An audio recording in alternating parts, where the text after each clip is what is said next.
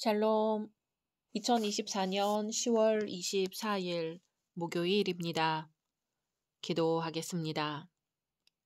주님, 오늘도 주의 말씀으로 하루를 시작합니다. 사랑하는 주님, 오늘 이사야 7장의 말씀으로 기도합니다.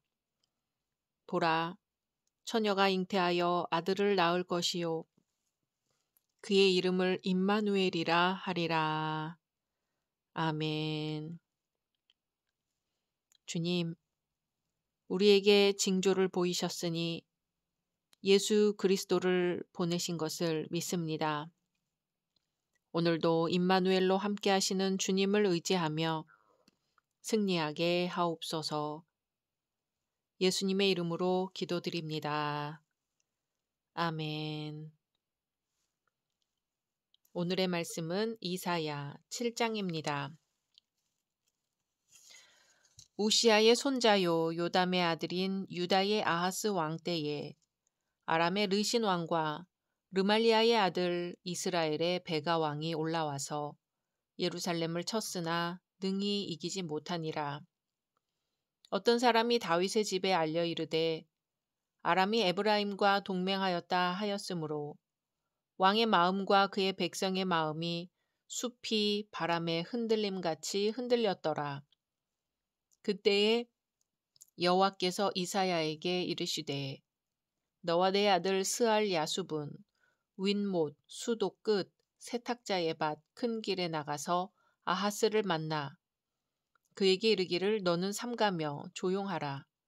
르신과 아람과 르말리아의 아들이 심히 노할지라도 이들은 연기나는 두 부직갱이 그루터기에 불과하니 두려워하지 말며 낙심하지 말라.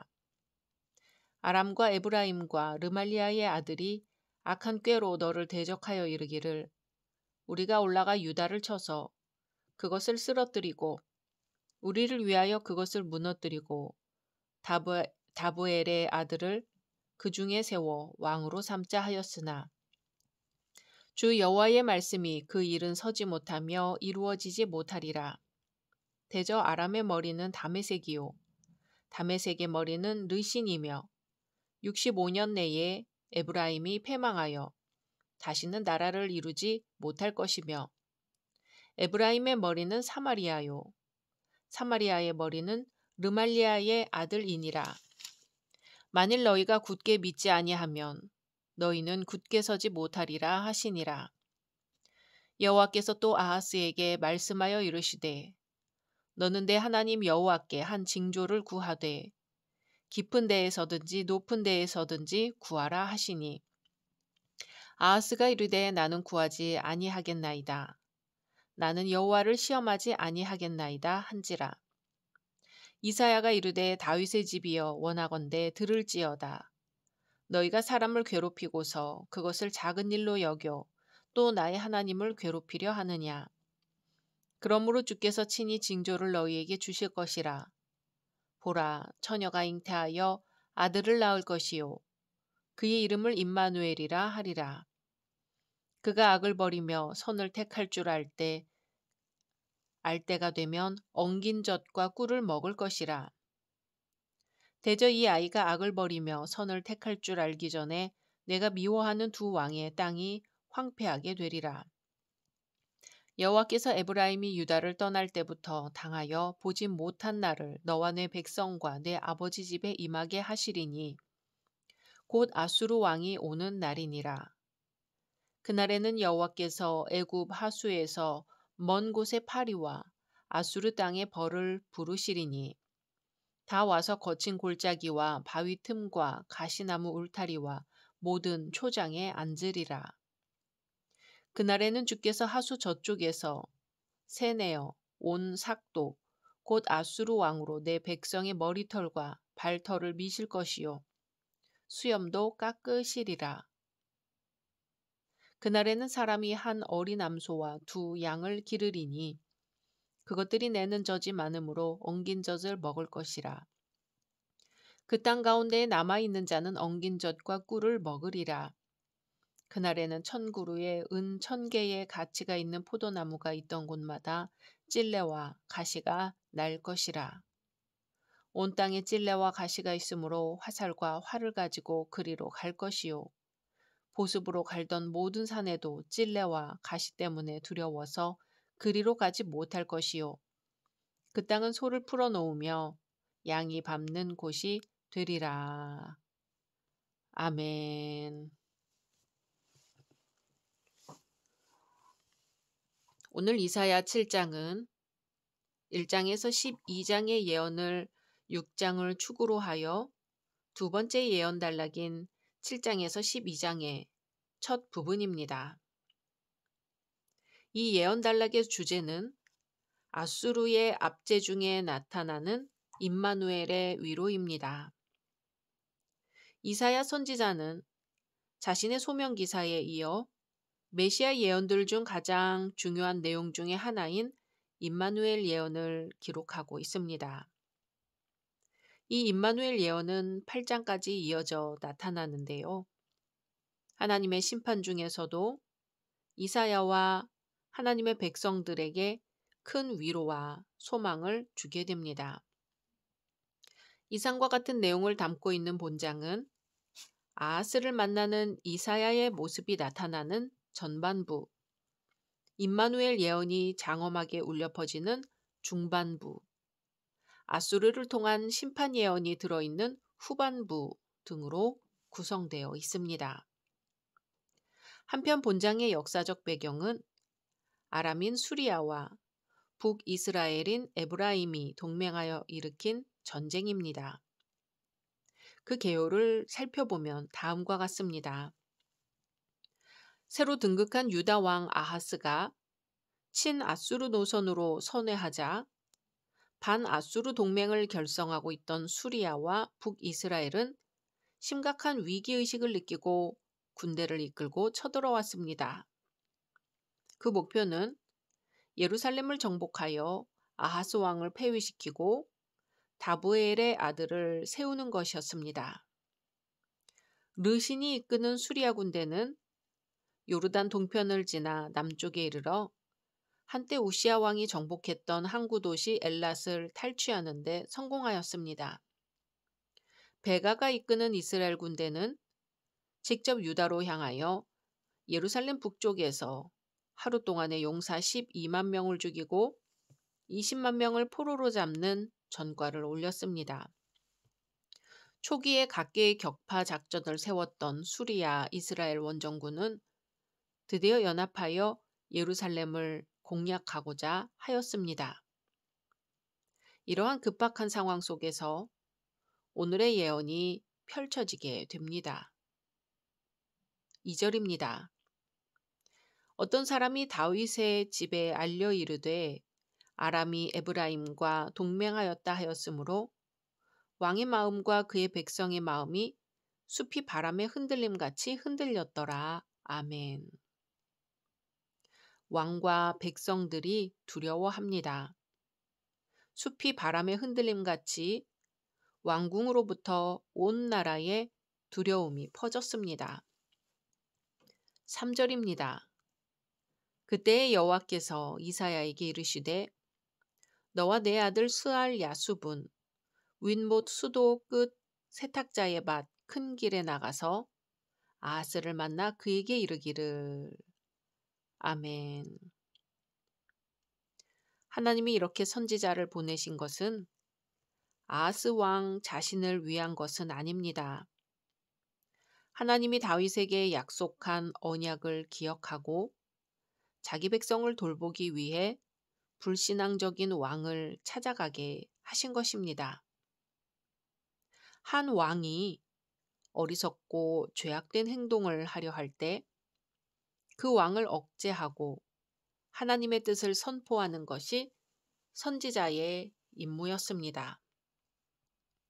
이사야는 아하스에게 나아갈 때 남은 자가 돌아온다라는 상징적인 뜻의 이름, 곧 스알 야숲이라는 이름을 가진 자기 아들을 데리고 가야 했습니다.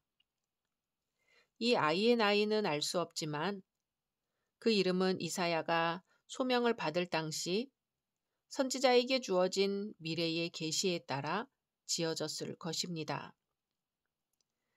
예언적인 상징으로 이름을 짓는 관례는 곳곳에 나타나는데요.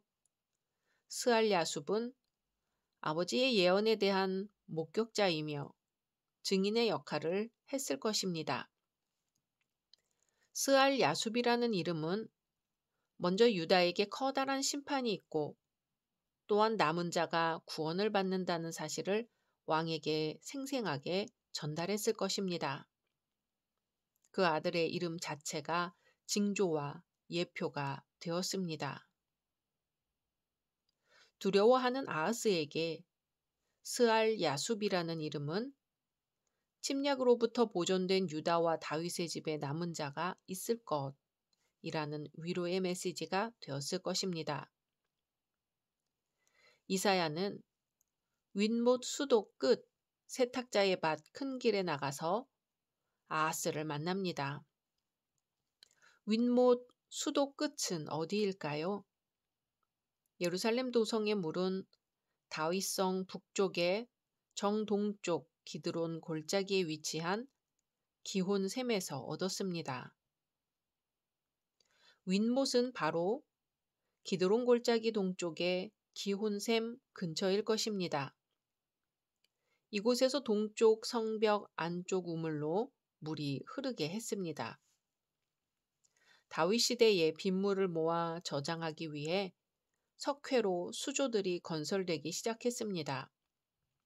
샘물을 효과적으로 사용하기 위해 저수지들과 수도도 건설되었습니다. 예루살렘 시내에는 우물이 없으므로 성 밖의 물을 끌어오는 수도 작업은 중요한 정책에 속했습니다. 히스기야가 특히 이 수도 정책에 힘썼습니다. 그러므로 예루살렘 방어에서 물은 가장 중요한 군사적 고려 사항이었습니다. 윗못 수도 건설은 예상되는 포위 공격에 물 공급을 확보하기 위한 군사적 대비의 일부분이었을 것입니다. 그리고 왕은 물의 공급 상황을 확인하기 위해 이곳에 자주 갔을 것입니다. 이사야는 이곳에 있는 아하스 왕을 만나러 갑니다. 아하스 왕은 두려움에 사로잡혀 있었고 하나님은 적절할 때에 위로를 주시려고 주의 백성이 가장 두려워할 때 믿고 의지할 수 있도록 격려해 주십니다. 4절입니다. 너는 삼가며 조용하라. 르신과 아람과 르말리아의 아들이 심히 노할지라도 이들은 연기나는 두 부직갱이 그루터기에 불과하니 두려워하지 말며 낙심하지 말라. 아멘. 너는 삼가며 조용하라고 합니다. 두려움 가운데 동요하거나 흥분하지 말고 침착하라는 뜻입니다. 여러 가지 생각 때문에 마음이 분산되지 말며 조용하고 진정된 마음을 가지라는 것입니다. 아람 왕 르신과 르말리아의 아들은 손을 잡고 반아수르 정책을 폈는데 친아수르 정책을 펴는 유다 왕 아하스가 마음에 들지 않았습니다. 결국 르신과 베가는 자신들의 계획을 잘 따르는 왕으로 바꾸려는 계획으로 예루살렘에 진격한 것이죠. 그러나 주님은 이사야를 보내셔서 그들이 두 부직갱이 그루터기에 불과하다고 하십니다. 다 타고 끝부분만 남아서 연기를 내고 있는 장작 토막들 같이 대적의 힘이 다 소진되었다는 것입니다. 대적들이 아무리 소란을 피워도 소멸하는 불이신 하나님을 바라보며 두려워하지 말며 낙심하지 말라고 하십니다. 하나님은 이러한 일을 위해 아하스에게 한 징조를 구하라고 하셨지만 12절에 아하스는 구하지 않겠다고 합니다. 여호와를 시험하지 않겠다고 합니다. 하나님은 표징을 구하기를 거절한 아하스를 대신하여 친히 임마누엘 예언을 표징으로 주십니다. 14절입니다. 그러므로 주께서 친히 징조를 너희에게 주실 것이라. 보라, 처녀가 잉태하여 아들을 낳을 것이요. 그의 이름을 임마누엘이라 하리라. 아멘. 구약에는 예수 그리스도에 대한 많은 예언이 나타나 있습니다.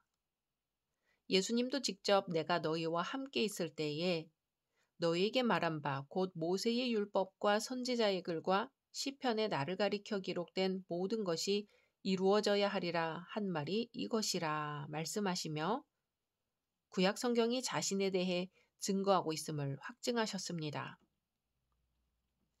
보라, 처녀가 잉태하여 아들을 낳을 것이요 그의 이름을 임마누엘이라 하리라 했습니다. 히브리어 원문상으로는 아이의 모친이 자기 아기의 이름을 짓는 것으로 언급됩니다. 이것은 보통 관습과는 다른 예입니다.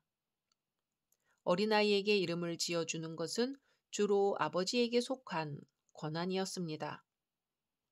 그러나 여기서는 이 권위가 어머니에게 주어졌습니다. 이 아기는 땅의 아버지를 갖지 않는 특별한 방식으로 어머니에 의해 잉태됨을 암시합니다. 임마누엘이란 하나님이 우리와 함께 하신다는 뜻입니다.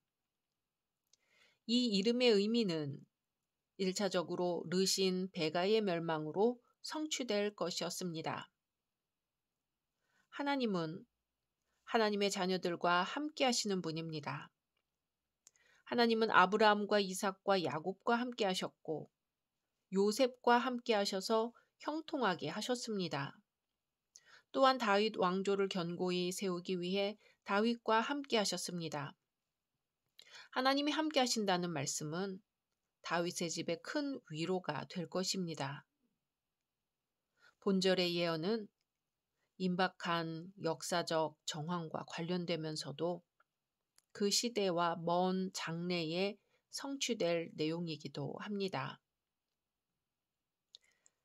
사랑하는 열린 성도 여러분, 누구나 복을 원합니다. 그러나 복은 원한다 해서 얻어지는 것이 아닙니다. 하나님이 나와 함께 하셔야 합니다. 임마누엘의 은혜가 임할 때 복이 임합니다. 죄를 멀리할 때, 감사할 때, 복음을 전할 때 임마누엘의 은총이 임합니다. 오늘 우리 모두의 삶 속에서 임마누엘의 은총이 가득하기를 소망합니다.